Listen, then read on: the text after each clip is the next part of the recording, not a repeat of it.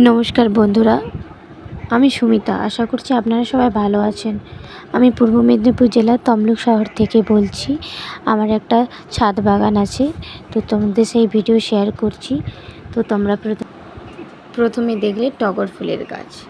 আমার ছাদ বাগানে একটি টগর ফুলের গাছ আছে, এটা আমি কাটিং থেকেই চারা করেছি। তারপরে এই যে সাদা জবা, এটা আমার 2 বছর পুরনো গাছ, প্রচুর পরিমাণে ফুল দেয় আর গাছ ভরে ফুল হয়।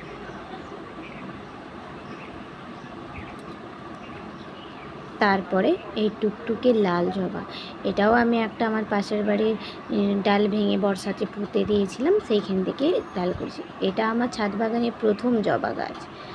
আর এই যে ক্যারেটের মধ্যে আরেকটা হচ্ছে 10টা ফুলের চারা।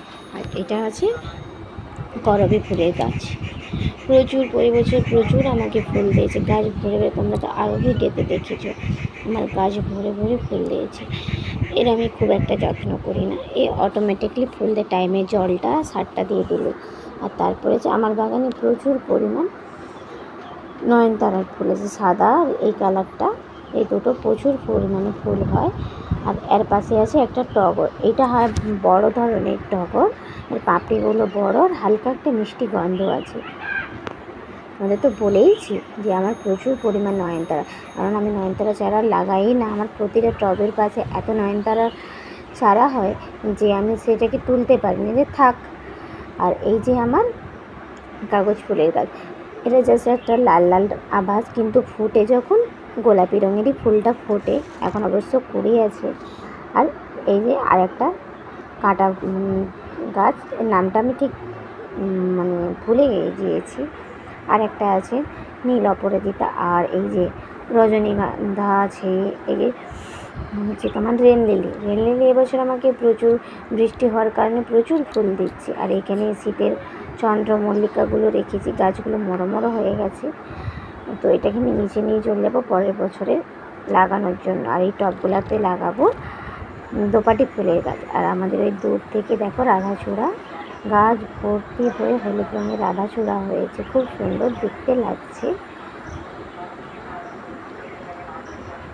আমার প্রচুর শখ, আমার একটা ছাদ বাগানে কৃষ্ণচূড়ার গাছ লাগাবো। দেখি সেরকম তো চারা পাওয়াই যাচ্ছে না, তো খুব ভালো লাগে আমার কৃষ্ণচূড়া। লাল রঙের ফুল হয়, দারুণ লাগে, যেমন পলাশ তেমন কৃষ্ণচূড়া।